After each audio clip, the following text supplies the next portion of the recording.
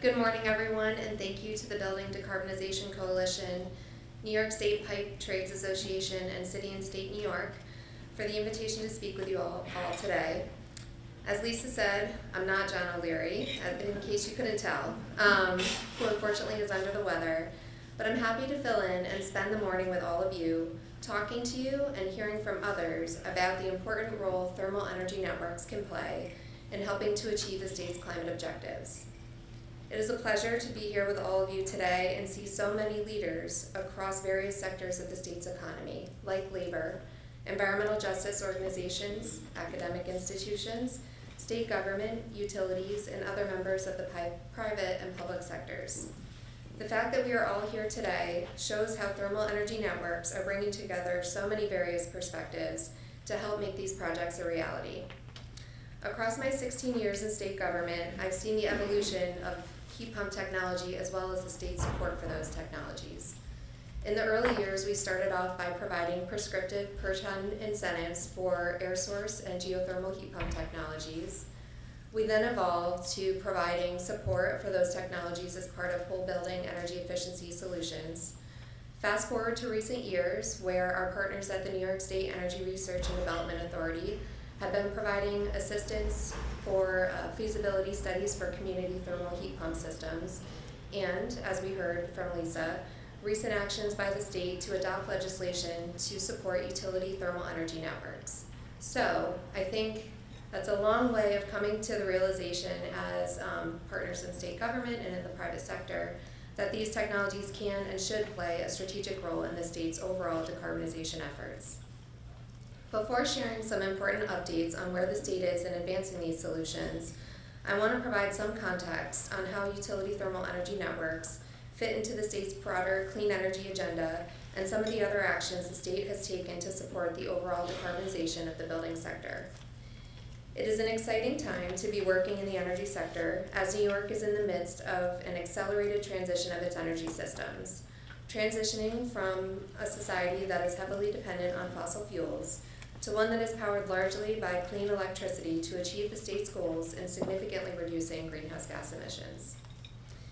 When it comes to thermal energy networks, although we have advanced these campus-style projects like those that are being developed at SUNY Albany, or district geothermal systems like those that exist at Skidmore, not too far from here, advancing projects like these at scale in existing communities as part of neighborhood-level decarbonization efforts is a new frontier for the state, and one that will require a partnership of many different stakeholders, like all of you in this room, to effectuate. Indeed, the scale of the transition presents many challenges, but when have we let that stop us before? Make no mistake, the transition to cleaner sources of energy has been taking place for decades, where we have witnessed transitions away from dirtier sources of energy, like coal or oil, in the power sector, to movements in our building sector to make our buildings significantly more energy efficient and to reduce demand, and in greatly reducing emissions from our transportation sector. Although there will be challenges to implementation of these projects at scale, there will also be an incredible number of opportunities, including for our homes, businesses, and communities. And New York has the benefit of having been a leader for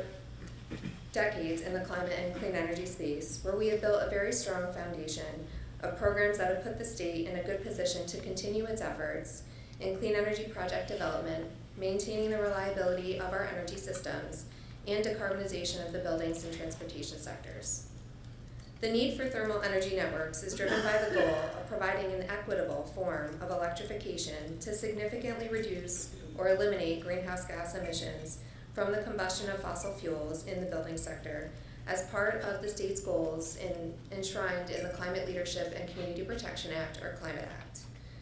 Buildings are the largest source of greenhouse gas emissions in New York State, accounting for approximately 1/3 of overall emissions.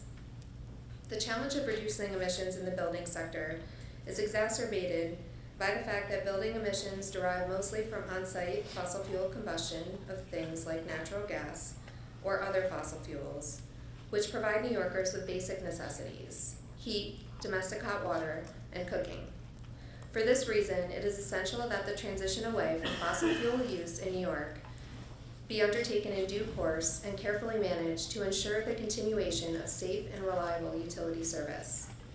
It is critical that we balance the transition of the gas system alongside electrification efforts to ensure that the electric grid is able to handle the significant increase in electric demand. We also have to ensure that when electrification conversions accelerate and rates for remaining customers increase, we do not disproportionately impact those remaining customers, particularly low and moderate income customers and those located in disadvantaged communities. That is why the state is focused on the effective planning for the transition to cleaner heating and cooling technologies and ensuring that it is done through a managed phase process. This includes increasing renewable energy resources and building out the electric grid to serve those buildings, as well as to ensure that the grid is ready for increasing levels of building and transportation electrification. Governor Hochul has made it clear that we need to take bold steps on climate to protect the health and safety of our residents, and that in doing so, we do not compromise the safe, affordable, and reliable provision of utility services. Modernizing our buildings is critical to both meet the climate goals and build better, healthier homes and workplaces, and to support healthier and stronger communities. Last year, New York became the first state in the nation to advance legislation for constructing modern, zero-emission homes and buildings. New York State is also in the process of updating its building codes to modernize buildings and make them more efficient, healthier, safer, and more resilient for New Yorkers now and into the future. The new code will implement the zero-emission new construction law passed last year and signed by the governor, which is an important step in achieving New York's overall climate goals. The code update is complemented by the work of NYSERDA to establish minimum energy efficiency requirements for appliances, including dozens of appliances in 2022, ensuring that New Yorkers benefit from billions of dollars in energy savings, and to provide health benefits through improved indoor air quality, which is also helping to reduce the burden on the grid. In September 2023, building upon its prior commitments to target 2 million electrified or electrification-ready homes by 2030, Governor Hochul announced a multi-state commitment to decarbonize buildings by increasing heat pump adoption fourfold by 2030.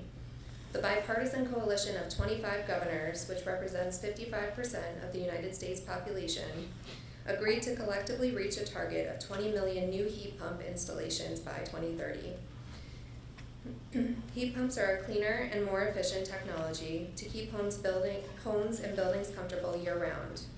Heat pump adoption continues to grow in New York State and beyond, with heat pump sales in the United States surpassing gas appliances in 2022.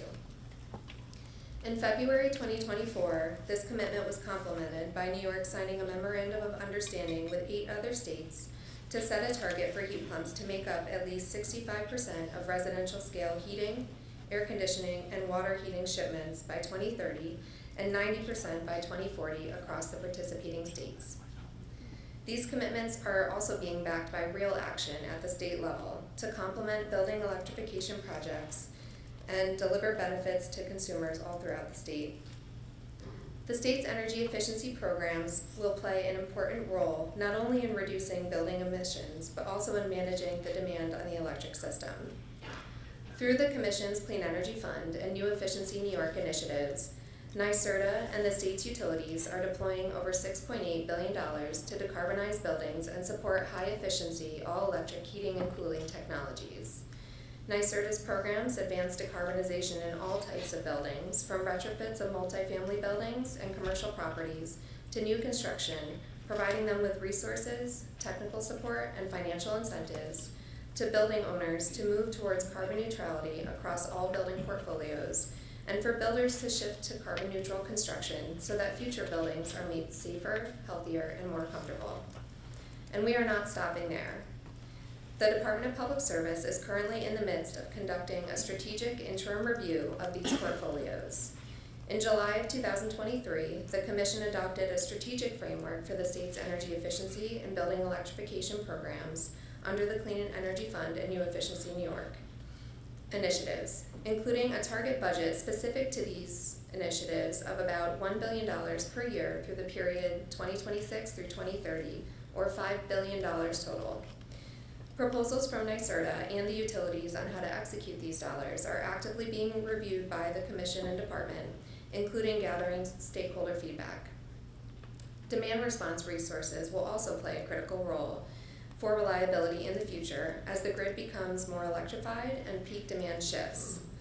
Demand response can supply an amount of needed system flexibility without increasing carbon emissions and potentially reduce the amount of new zero-emission generation sources needed to meet the zero-emission by 2040 requirement. In addition to these program efforts, Governor Hochul has recognized that structural change is needed to improve energy affordability and has dedicated more than $1.2 billion over the last 2 years in the state budget to energy affordability programs. $200 million was included in the last state budget for the Empower Plus program to help 20,000 low-income families retrofit their homes by adding insulation, installing energy-efficient appliances, and where eligible, switching from fossil fuel heating to clean, efficient electric alternatives. Homes that participate in this program and fully electrify will also be eligible for an energy affordability guarantee, a first-in-the-nation pilot program that ensures these low-income New Yorkers never pay more than 6% of their incomes on electricity and incentivizes them to fully electrify their homes. These programs will support the development of cleaner, more efficient buildings and substantially reduce service terminations, collection activities, and prevent economic hardships in our state's communities by assisting customers proactively with effectively managing their energy bills. All of these efforts are part of the state's comprehensive strategy for the electrification of building infrastructure that will create family-sustaining jobs, continue to foster a green economy across all sectors, and ensure that at least 35%, with a goal of 40% of the benefits of these clean energy investments are directed towards disadvantaged communities. Much of what will come in the future will be influenced by technology development, consumer preferences, economic conditions, and the underlying regulations governing the implementation of clean energy solutions across various sectors. Indeed, the timing and the phasing of the transition away from the use of fossil fuels like natural gas is something that the department and the state feels is of critical importance to ensure the continued safety and reliability of our energy systems, but also to give a clear signal to utilities, businesses, residents, and the labor industry so that there can be collaborative alignment on clean energy policy execution.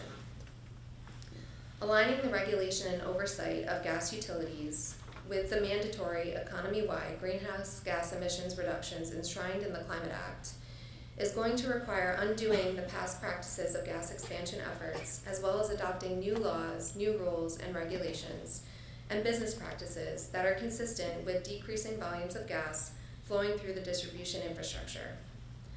Recognizing the need to align the statutes governing utility regulation with the Climate Act and build on the work that the Commission has been doing for decades, including in recent years through its gas planning proceeding,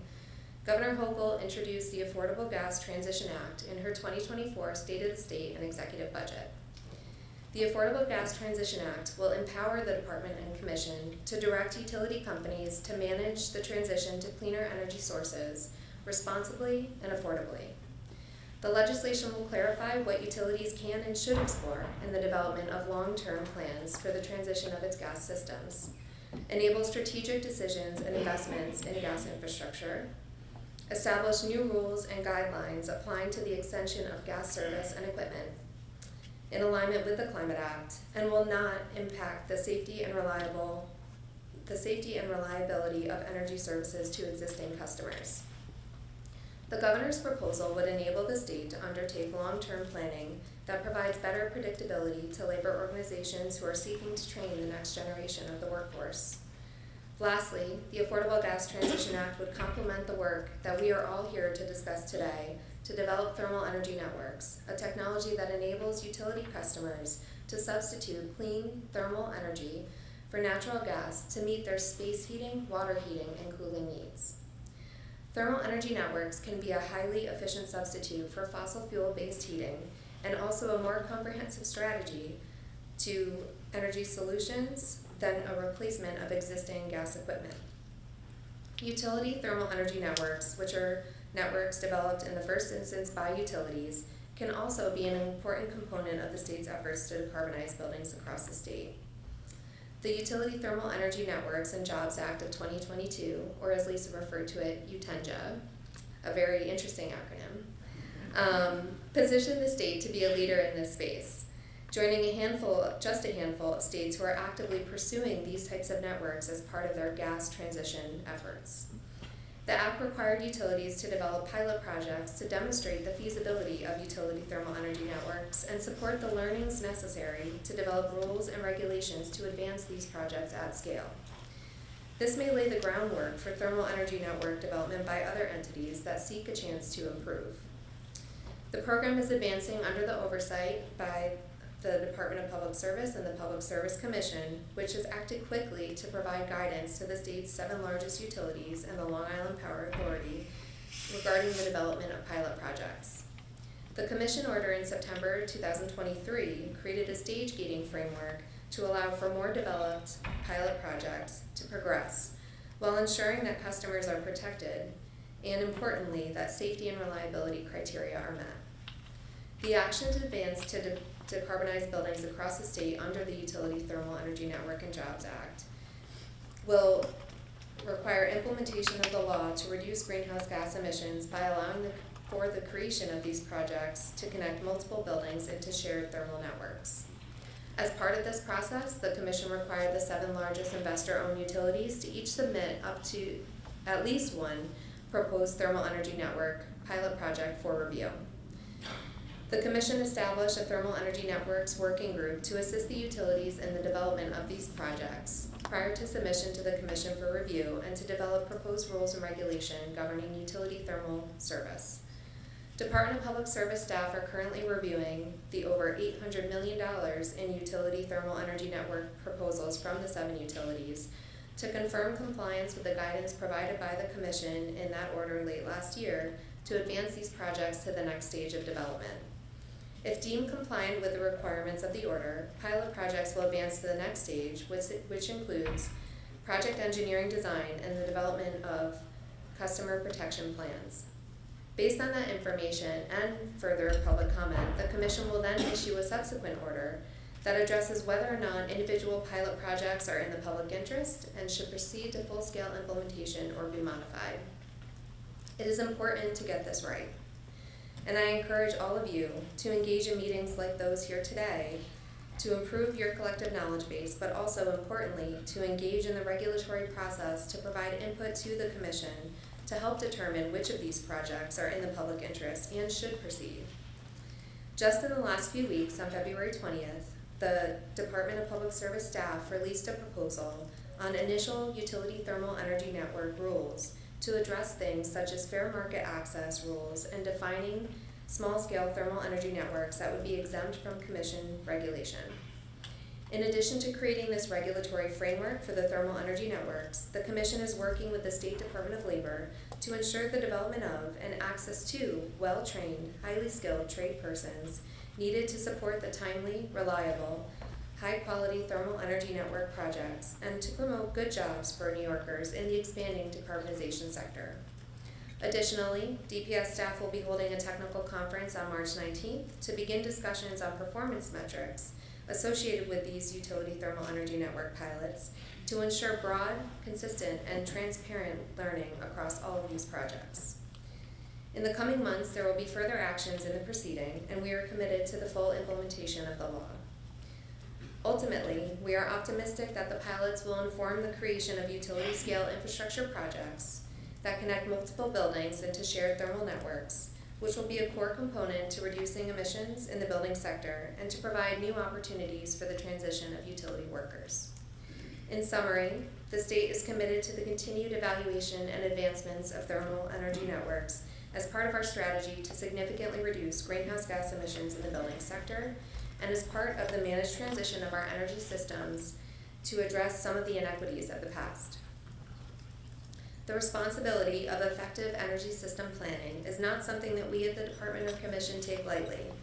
It has taken us centuries to build the systems that we have in place, and we cannot make a wholesale shift of our energy systems and the way that customers choose to use them in an instant.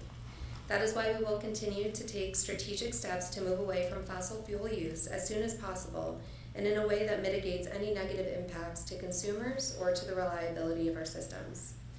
One of the key roles the Department and Commission will play is forging a path or several paths that are best for all New Yorkers. And we will do so in recognition of maintaining our core mission of ensuring safe, affordable, reliable, and equitable utility service, and in recognition that a one-size-fits-all approach might not be the best approach to meet the diversity of needs of consumers and across the geographic regions of the state.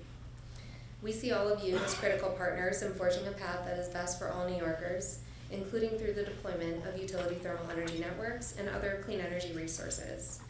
Thank you all for your time, and I look forward to continuing to work with all of you and participation in this event. Thank you.